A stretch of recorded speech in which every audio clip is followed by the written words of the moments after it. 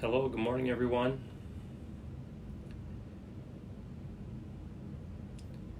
Today is a good day.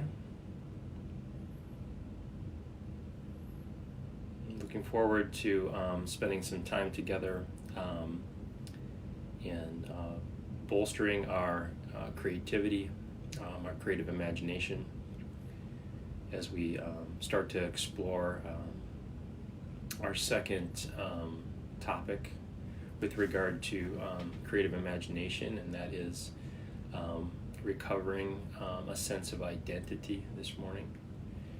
So I'll just give a few moments to allow those who are going to join live to log on. It's looks to be like it's going to be another beautiful day, so grateful for that. Some time to be out in the warmth and out in the sunshine.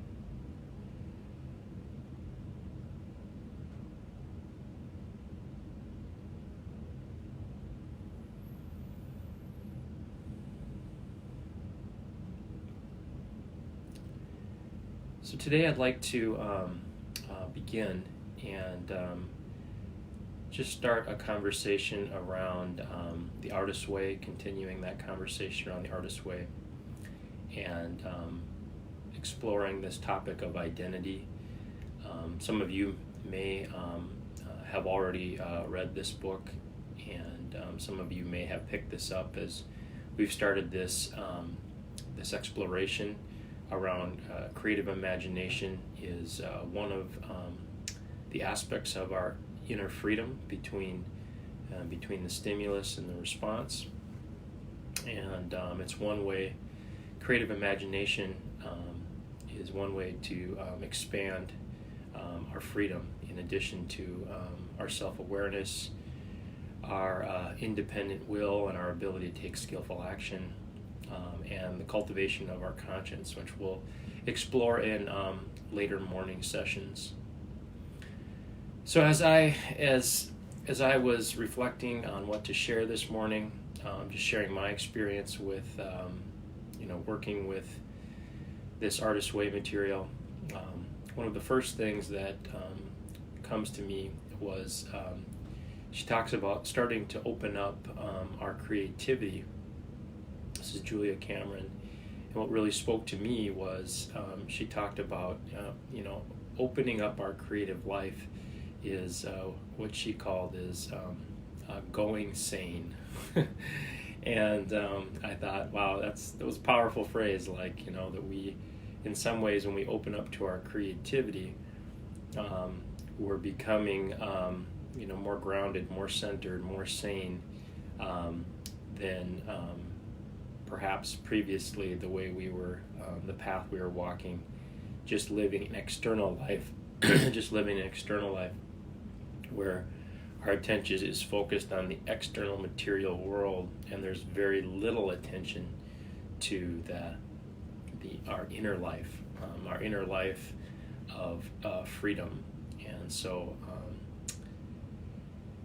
that was really powerful phrase, is this notion that one way to understand us expanding our inner freedom is that we're going sane, and we're creating some balance between the external world and the internal world. You could say a balance between this interiority, balancing interiority versus exteriority, is one way to think of it. So I see Kathy and Henrietta are on, so good morning. Great to be with you this morning. Darlene, good morning. Great to see you. And so as we begin, others may join. I'll just welcome and greet them into the this creative circle. And this notion of going sane. The other thing is, she talks about when we're starting to open up to our own creativity, is the capacity to just be discerning on who you're allowing into your life to see you and witness you in as you start to fan the flame of your creativity. So, and we want people in our lives that are going to be supportive, especially of those very first. There's very first sparks of our creativity, and that are not polished. They're not at a level of mastery yet, but they're our first attempts at creativity. We need friends that are supportive, that celebrate that in some ways. What comes to mind, I spend a lot of time outdoors, doing outdoor adventure, kayaking, camping. I like to think of, when I'm building a small fire and I'm just getting it going. I got the tinder going, and I strike the spark, and I'm just kind of lightly blowing on that beginning flame. I'm not overwhelming it. I'm not underwhelming, and I'm just trying to get a little bit of oxygen on there to get that flame bigger, so I can put on the kindling and the bigger pieces of wood to start a fire. And I think that's a really apt metaphor for igniting our creativity. Is we want friends in our life, metaphorically, that are gonna just blow lightly on our first attempts and encourage that flame to get bigger, and without judging it or unraveling it. And she, Julia Cameron, in her reflections and her instruction, talks about with creativity being careful of what she calls our Crazymakers, people that, or poisonous playmates, people that if they see our beginning attempts at creativity in some way that ignites them to want to blow out our flame, or to disrupt it somehow so it extinguishes. So we have to be careful and to who we're letting in.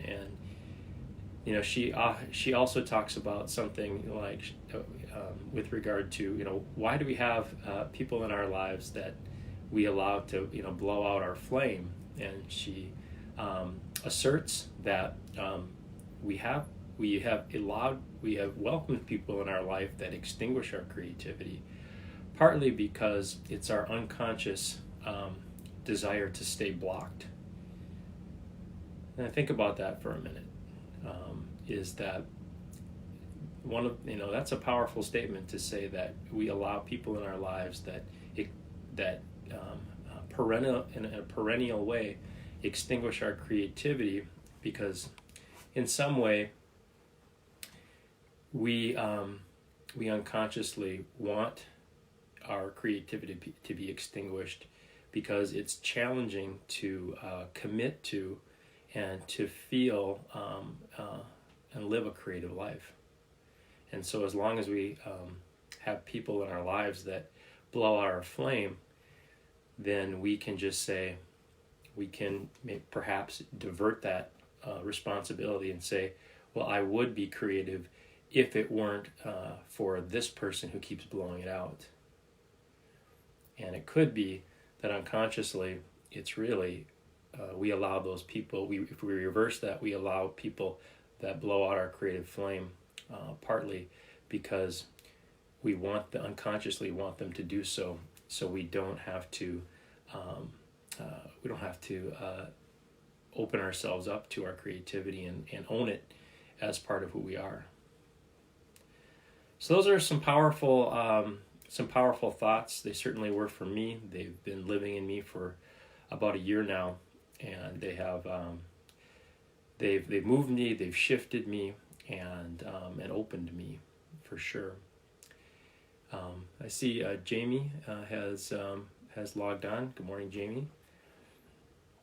So then, just to share one more reflection on creativity, And this is a phrase that I've, with regard to expanding my creativity over the last year, has been a phrase that she spoke in her book that I'll repeat often as a mantra, because it helps me stay in the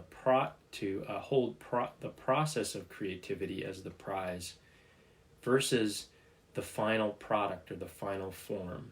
I shared that in an earlier post that, I as I grew up and as I started to learn about what creativity or what life was all about, I was really, as I grew up, I really learned that achievement and arrival at our destination was really what I had believed growing up, what life was all about. And we just get through however we have to get through to get there. And as long as we arrive at the time that we set that goal, that was all there was. And the artist way completely flips that upside down and says, art and creativity are at first and foremost process, the ability to hold positive energetic states of acceptance, enjoyment, enthusiasm on the way to achievement, on the way to a final form of a creative work of art, whether that's a painting or a dance or whatever it is.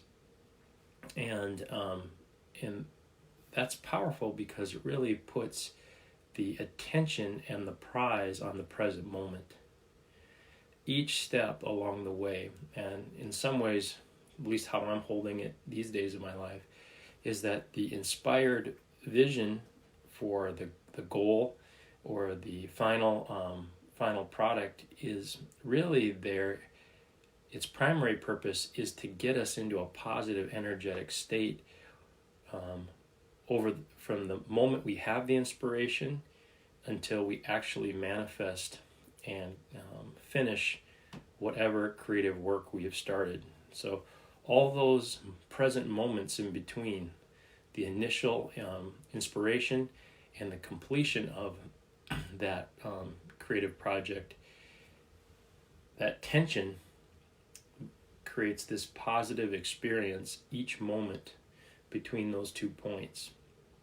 And she talks about how that's really the prize, is the process, and that is the energetic state we give off, and the positive energy we give off is really the prize with creativity and art. And I've come to believe that. It's become, at first it was a new idea for me. It was engaging, and as I've practiced, it has held to be true. It's for me, it has been roadworthy. So I offer that to all of you as a possibility. She said, going back to the mantra that has helped me stay and have courage to stay with the process and to keep creating, is, she said, it's a real spiritual phrase. She said, with regard to creativity, she says, great creator, however you hold your spirituality, great creator, you take care of the quality. I'll take care of the quantity. I'll say that again. She says, so great creator, you take care of the quality of the work that's produced. In other words, I'm not going to take responsibility for the quality. I'm going to leave that up to faith. I'll take care of the quantity. So how I experience that is I'm listening and paying attention to these inspired images that are coming into my imagination, and I'm staying committed to putting in my schedule daily time for creative work, drawing, sketching, designing, doing my artist practices, morning pages, artist walks, artist dates. I'm taking care of the quantity of work, and I'm surrendering in faith the quality of what comes out. I'm not evaluating what is coming out. I'm having faith, and I'm trusting that I'm staying in this positive state of mind, spirit, emotion, body, and I'm trusting and having faith that staying in that state and continuing to do the work, my creative work on a daily basis, is going to produce the quality that is going to be beneficial to the world and to others. So I'll just leave everybody with that as a possibility, that perhaps that mantra could be helpful to all of you, is to say, in faith, great Creator, you take care of the quality of the creative work. I'll take care of the quantity of work. So I'll commit to the schedule and the rigor. You take care of what emerges out of that work and out of that creative rigor. So that has those are the aspects of this topic of recovering a sense of identity that have been most moving and impressionable on me. And so I'm glad to share them this morning, and I hope they inspire you and help you to continue on this creative path of building inner freedom through creative imagination. So I see Jeff is on, so good morning, Jeff. Good to see you. So the last thing I'd like to share is there at the end of each chapter of this creative study, she has creative tasks for the each person to do to help build creativity in that particular area. This is in the area of identity, and she has many of them. You can see that for yourself, but she has one that I thought was particularly interesting. It's called the life pie, and she just has you draw a big circle on a piece of paper, and you then divide it into 6 equal pieces of pie. You can imagine that. And the area in each slice, you write play, romance and adventure. In the third one, exercise, work, friends, and spirituality. So there's 6 pieces of pie. And then what you do with your pencil is you start in each pie, you start at the center of the circle, and you put a dot in that slice of pie. If you are very fulfilled, we could say, like, we can use a scale of 1 to 10, 10 being the most fulfilled, you put the dot on the outer edge. And if you are, say, only at a 5, you put it somewhere in the middle between the outer edge of the slice and the center. And if you're very unfulfilled in that area, you put the dot very close to the center. Then so you put one in each piece of pie, and then you take your pencil and you connect the dots. And what it'll show you is when you connect the dots, if there are flat spots, real flat spots, it'll show areas where your life is perhaps out of balance. And so that's a really powerful practice. It really is like a mirror to where are you putting your time, where are you putting your attention, where are you putting your energy. And so I invite you all to do that practice today.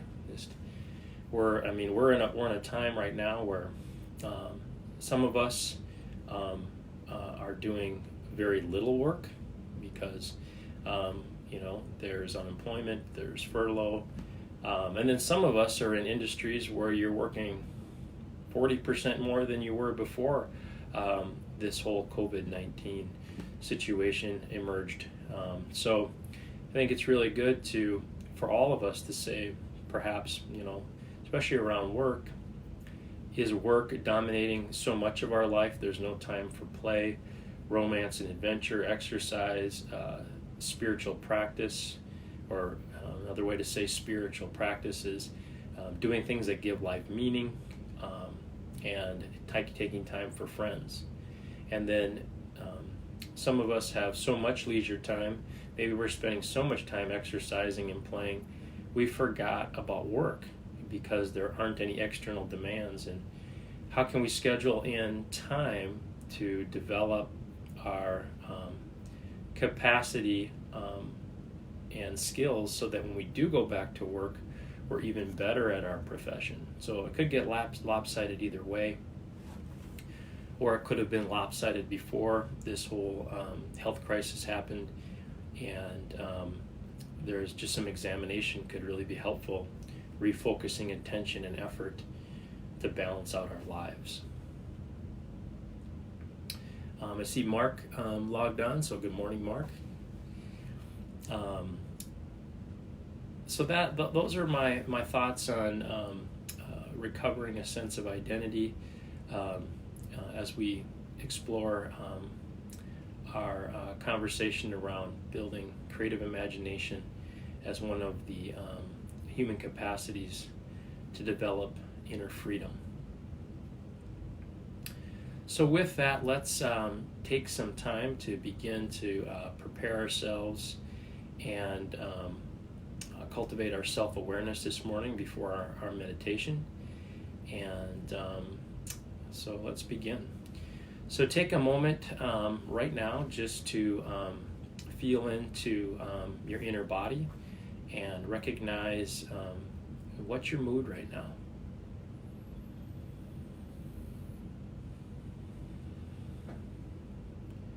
As I start to feel into my body and start to notice my mood, I'm noticing that, and I feel happy, and I feel grateful for this time. Notice what your mood is. Again, we're meeting that mood without judgment, without attachment, and without resistance.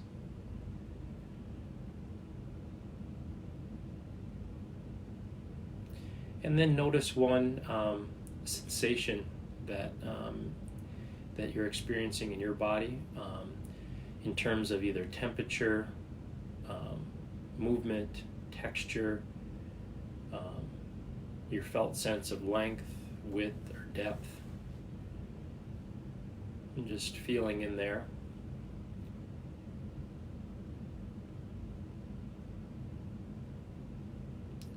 And again, you're meeting that awareness without judgment, attachment, and resistance. And as I feel into my my somatic shape, in depth from front to back, I feel like I'm a little bit forward. I feel a little bit forward, like I'm leaning into the day. So I'm just noticing that. I'm not judging that. I'm just saying, there's a forward lean to how I am in my body right now, and opening up my curiosity around that.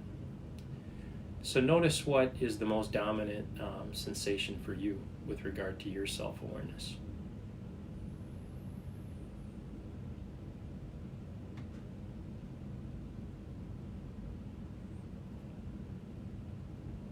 Let's begin centering here by first relaxing our eyes. So let's soften our eyes. You can just do a little bit of self-massage, or you can just do it by bringing your attention there. Relaxing your jaw, relaxing your chin. Create some space. Relax that muscular tension. And relaxing your neck, this area of voice.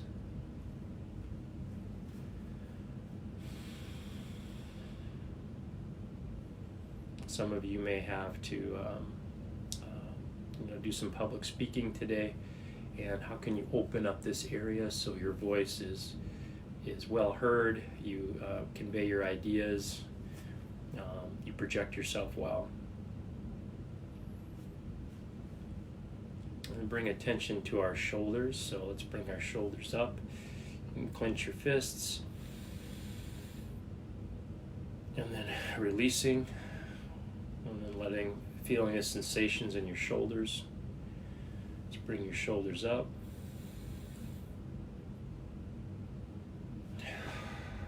And relaxing there. Opening your chest.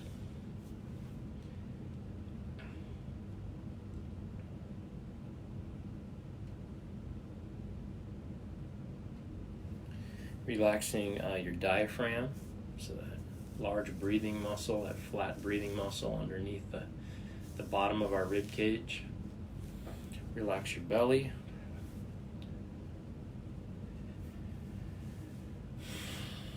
Relaxing your pelvic muscles, so glute muscles, the powerful glute muscles, relaxing those inner pelvic floor muscles. And one way to do that, similar to our shoulders, is to pull our pelvis up and in, like we're contracting those muscles up and in. Feel that contraction and then release, and then feel if you can start to create some relaxation there. One more time, pulling up and in from our pelvis, pull up and in, and release. And feel. Relaxing your thighs and knees, your calves and your feet.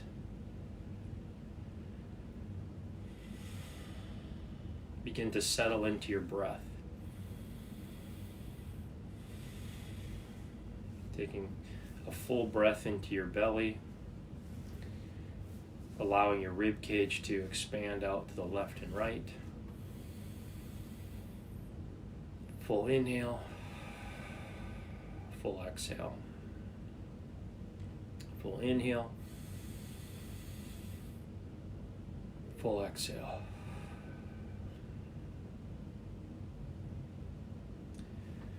And let's start to work on a centering practice today. So just wherever you're standing or you're seated, bring your feet so they're in contact with the ground. And let's center ourselves in our length first. So we're extending up through the crown of our head. So reaching up through the crown of our head and extending down through our hips and our feet. So we're coming into our vertical line. One way to create imagery and understand that is we're trying to align our bodies so that the weight of our body is on our skeleton, on our bones, and so that there's an effortlessness in sitting here or standing here. So our muscles aren't under constant contraction trying to hold us up. We want to align ourselves, the weight of our bodies, align that on our bones, creating that mechanical alignment, which can then create a felt sense of inner alignment.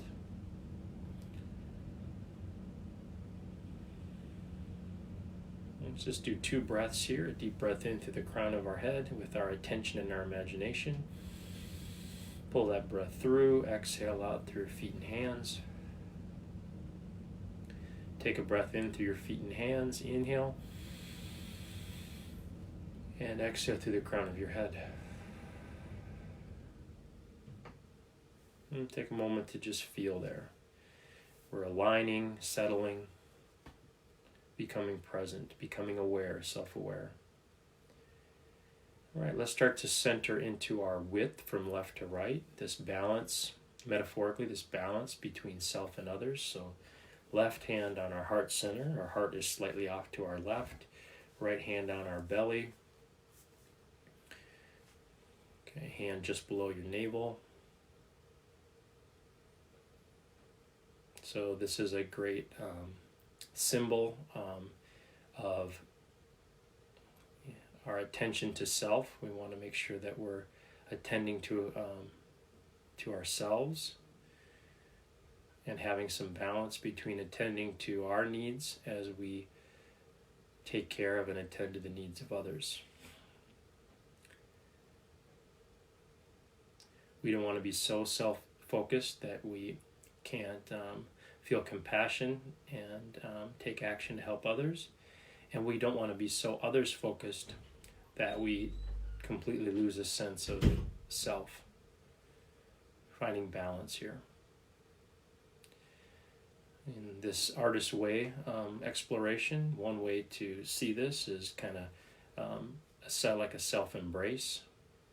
And in the artist way, we could say we're attending to our inner artist. Feeling the boundaries of our skin, we decide who comes in, who stays at a distance. And we can have that as a thought, but we can also have that as a felt sense in our body. Feeling the edge of our skin where it meets our clothes.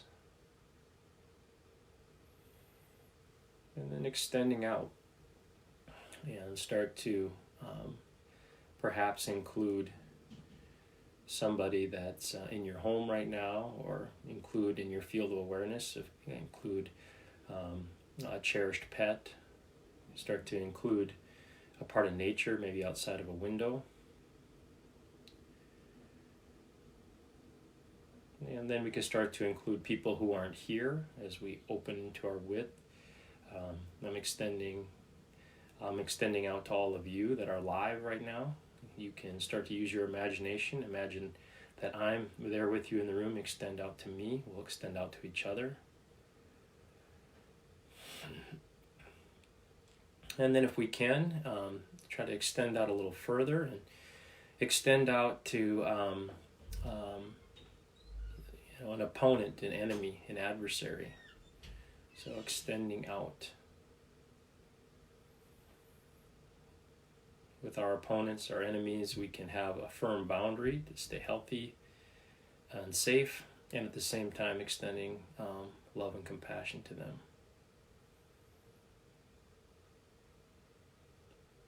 Let's take a deep breath in through our left hand with our attention and our imagination. Inhale. Pull that breath through the center of our body. Exhale out our right arm. And take a deep breath in from your right. And exhale out your left. Building our self-awareness, our somatic sensibilities. Good. And then relaxing our arms down. So feeling that balance you've created in your length, in your width, and let's start to move into our depth now. Our depth, again, is our balance between future, present, and past. So we can imagine, we can start with a space behind us and imagine that as our history, all the experiences that have shaped us to this moment. You can imagine that, however, in your creative imagination, you can imagine that as your history as a big dinosaur tail, stretching out 8 to 10 feet behind you, something you can lean into. Could be your training, your competencies, your teachers, people that have had a profound impact on your life. The wisdom of your experience, both the great successes and the great challenges that have taught you and educated you. You can imagine you're leaning into that experience.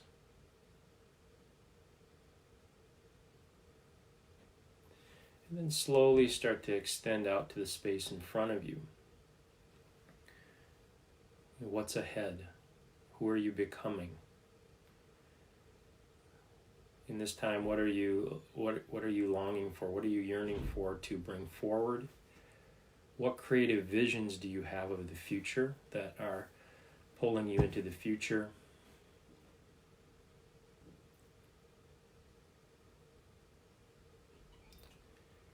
And then from here, start to settle here so that we're balanced from front to back.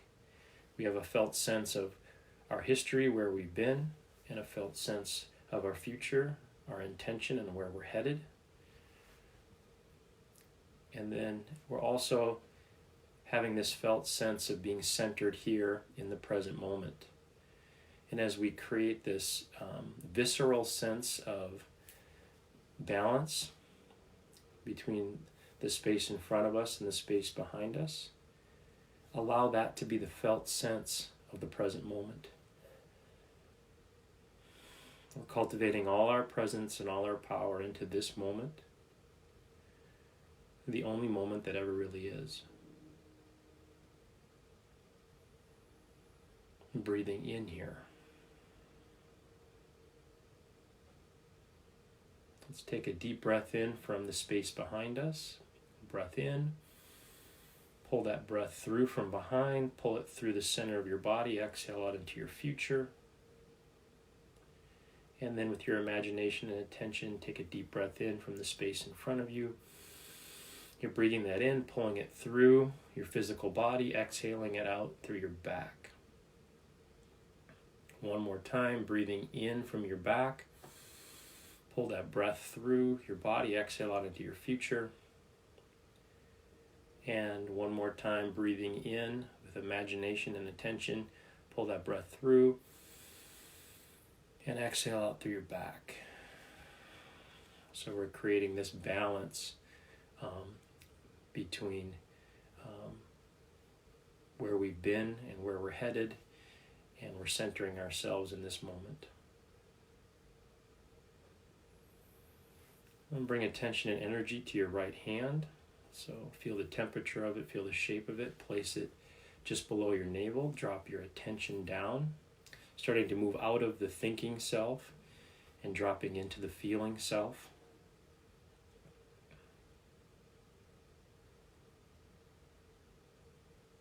Let's take 3 deep breaths there.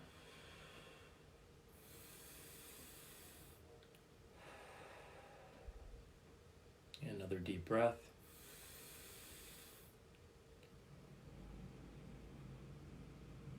Feeling ourselves from the inside out.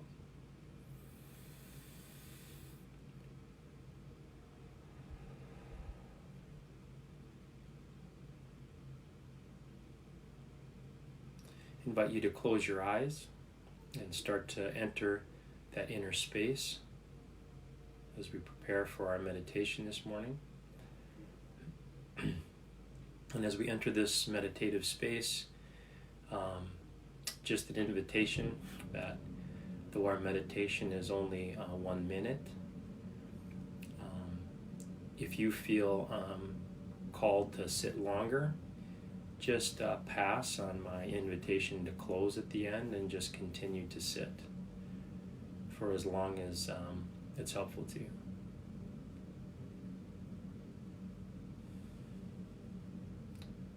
So as we begin, set your intention for your meditation.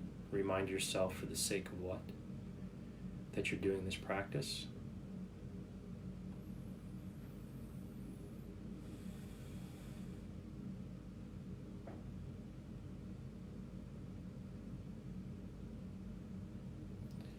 And let's enter this silence together with the David White poem,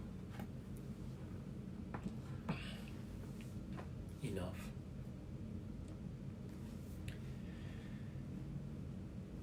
Enough.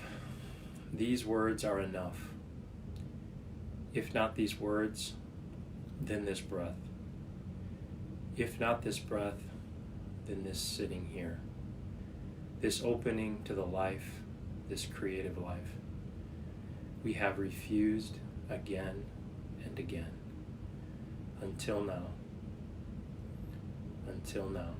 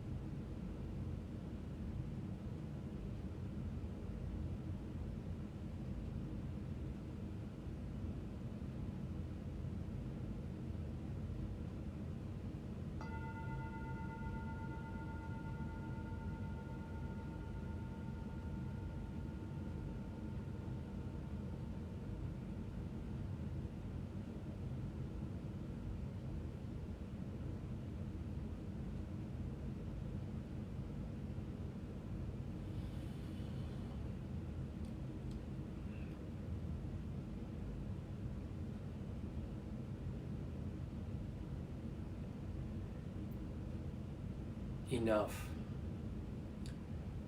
These few words are enough. If not these words, this breath. If not this breath, then this sitting here. This opening to the life we have refused again and again. Until now. Until now.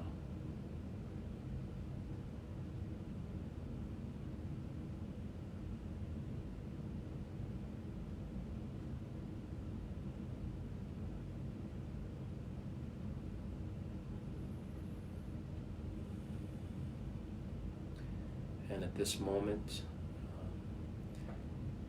feel in here, decide whether to continue the practice or to complete the practice. If you're choosing to complete the practice, remind yourself again for the sake of what?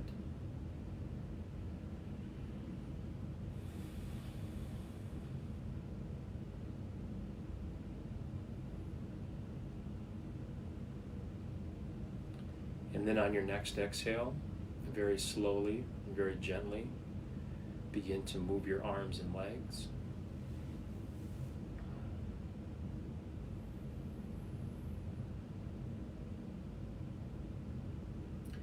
And then very slowly and very gently, begin to open your eyes and let the outside world come back in again.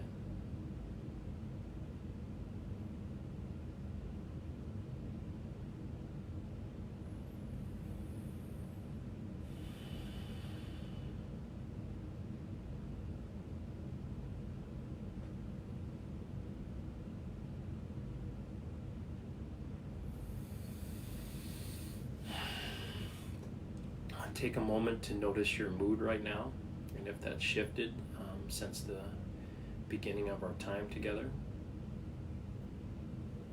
Notice your state of mind, the thoughts you're thinking, the narrative that's moving. And notice the felt sense of your body,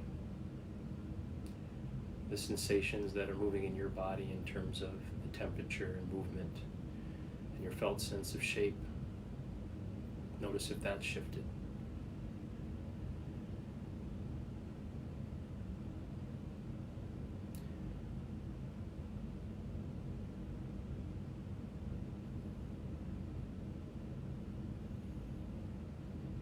Creating space between the stimulus and the response.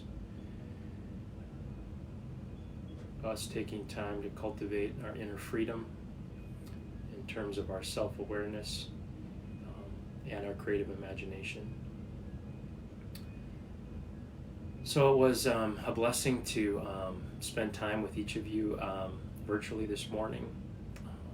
It is every morning. I look forward to it, and grateful that we're sharing the practice, especially during these unique times where we're all choosing to develop our inner freedom at a personal level, and the capacity to bring that freedom and that creativity into our individual lives and into the world. So thank you. I'm blessed to have shared the time, and I look forward to our meditation tomorrow, where we explore the creative topic of recovering a sense of power tomorrow as we cultivate our creative life. So bye for now. Blessings on your day, and we'll see you tomorrow. Bye.